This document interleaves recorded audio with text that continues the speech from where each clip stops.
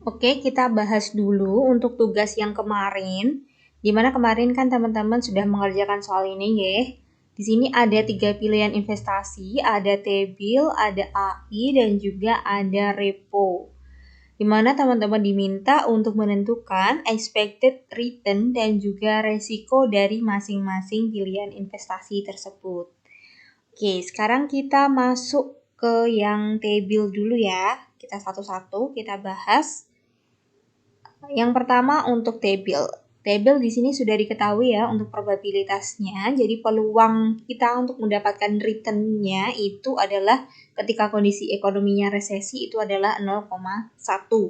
Jadi probabilitasnya dalam hal ini sudah diketahui. Jadi tinggal kita masukkan di sini probabilitasnya sudah diketahui. Kemudian return-nya di sini juga sudah diketahui. Jadi probabilitas dan return dari masing-masing pilihan investasi di sini sudah diketahui, di mana untuk T-bill sendiri untuk return-nya dalam kondisi apapun ternyata return-nya tetap sama, yaitu 8%. Kita masukkan 8% di sini. Perlu teman-teman ingat kalau misalnya teman-teman di sini sudah dinyatakan dalam bentuk persen, maka nanti ke belakang juga dalam bentuk persen. Harus konsisten. Sekarang kita masuk untuk menghitung expected return-nya. Kemarin untuk menghitung expected return itu kan probabilitas dikalikan dengan return. Jadi kita hitung masing-masing dalam kondisi ekonomi.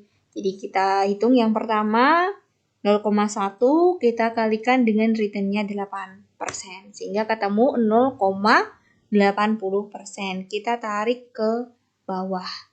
Sehingga untuk menentukan expected return-nya, tinggal kita jumlahkan keseluruhannya. Jadi, expected return yang kita pakai itu adalah hasil penjumlahan dari masing-masing ini. Kita sum, ketemu 8%. Jadi yang expected return-nya adalah 8%, bukan 0,8, 1,6, enggak, tetapi kita jumlahkan dulu. Jadi di sini kita sudah ketahui expected return-nya untuk investasi T-bill itu adalah 8%.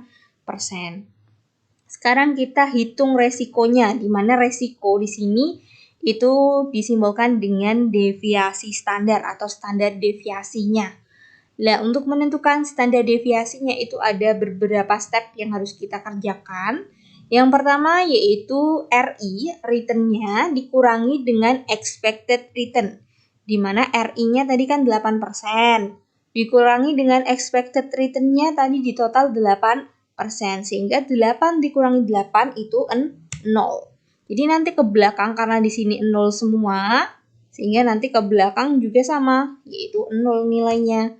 Karena nilai expected return-nya itu sama dengan nilai return-nya. Sehingga di sini kita ketahui bahwasanya resiko dari investasi T-bill di sini itu adalah 0.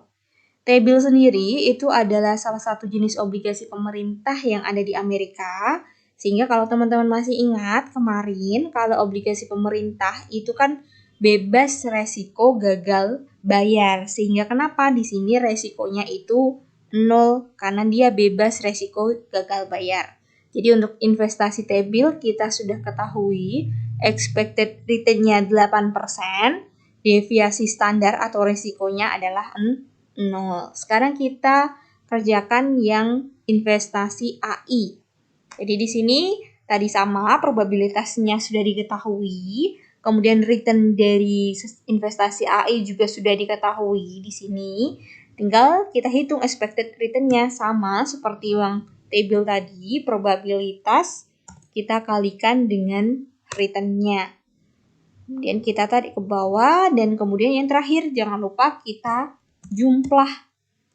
jumlahkan sum ke 5 kondisi ekonomi ini, kemudian klik OK. Sehingga kita ketahui nilai dari expected return untuk investasi AI adalah 17,40%. Sekarang kita masuk untuk menghitung resikonya. Yang pertama, kita hitung RI dikurangi expected return. RI-nya negatif 22%, kita kurangi dengan expected return 17,40%. Jadi yang dipakai itu yang totalnya tadi, expected return yang total dari hasil ini. Sehingga ketemu negatif 39,40. Begitupun yang kedua, RI negatif 2 kita kurangi dengan 17,40%. Sampai dengan kondisi ekonomi yang terakhir.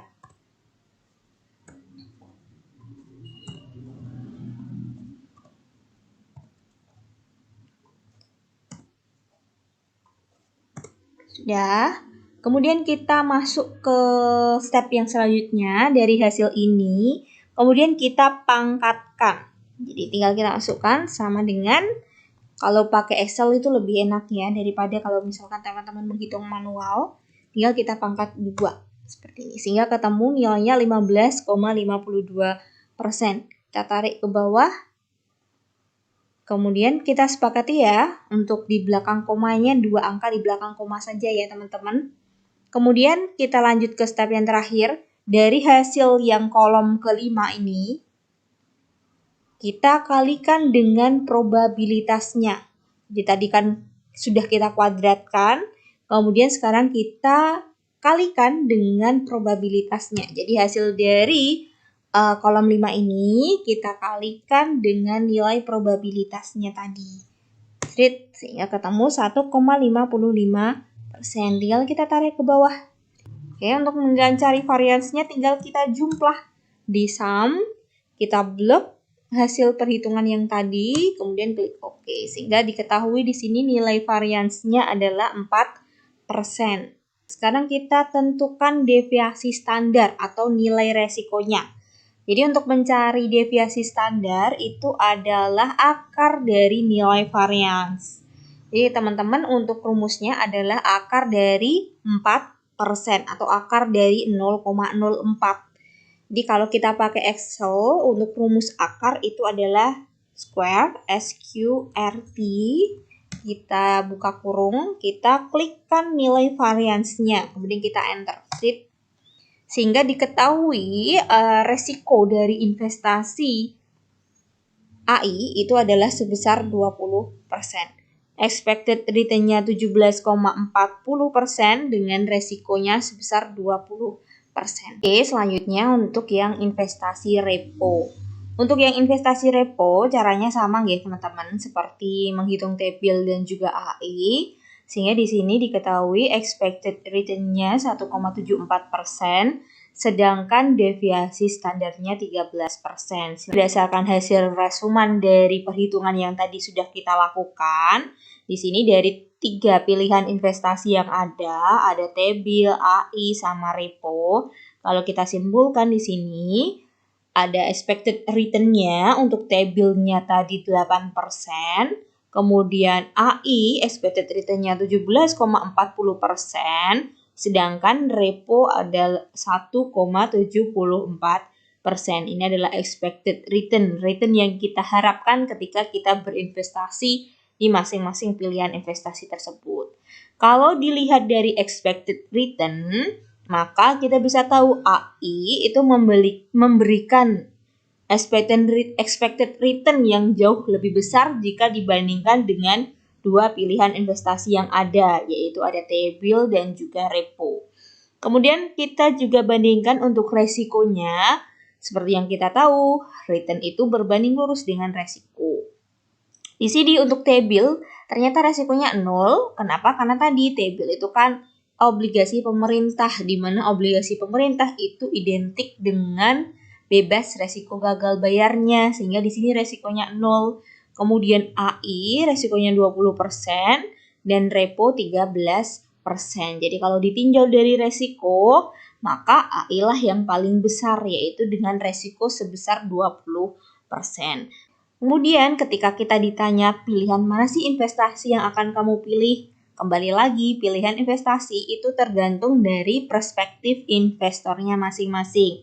Ada investor yang berani mengambil resiko karena keinginannya untuk memperoleh return yang tinggi, maka kalau investor seperti itu cenderung dia akan memilih AI. Kenapa? Karena expected return-nya yang paling besar, yaitu 17,4%. Jadi yang paling besar dibandingkan kedua investasi yang lain 17,4%. Ada juga sih investor yang berbeda. Kalau tadi ada investor yang dia berani mengambil resiko asal untungnya gede, ada juga investor yang berpersepsi bahwasanya investasi yang aman sajalah, yang penting untung dan tidak rugi. Maka kalau investornya seperti itu, maka yang bisa dipilih dari ketiga pilihan investasi ini adalah yang T-bill. Karena tadi T-bill itu kan obligasi pemerintah di mana dia bebas resiko gagal bayarnya. Jadi kembali lagi tergantung ke perspektif investornya masing-masing. Ada investor yang berani mengambil resiko yang besar, ada pula investor yang tidak berani mengambil resiko yang besar. Sehingga kembali lagi pilihan investasi itu tergantung dari perspektif keberanian investor dalam mengambil resiko. Seperti itu. Jadi semua jawaban yang untuk poin 2 saya anggap benar. Kenapa? Karena tadi kembali lagi ke perspektif dari investornya masing-masing.